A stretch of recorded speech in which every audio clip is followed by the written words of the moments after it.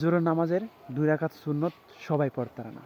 প্রিয় বন্ধুরা, এই পৃথিবীতে আমরা প্রত্যেকটা মানুষ বড়লোক হতে চাই।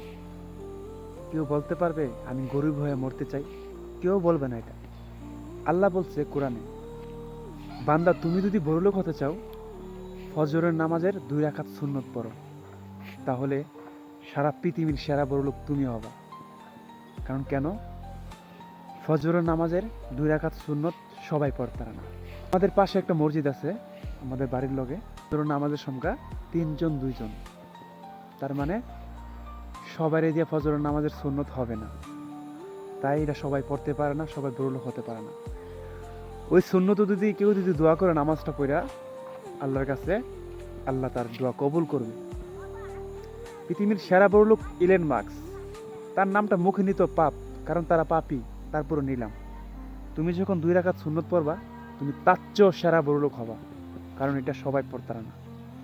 ভিডিওটা শেয়ার করে দিয়ে পাশে দেখো।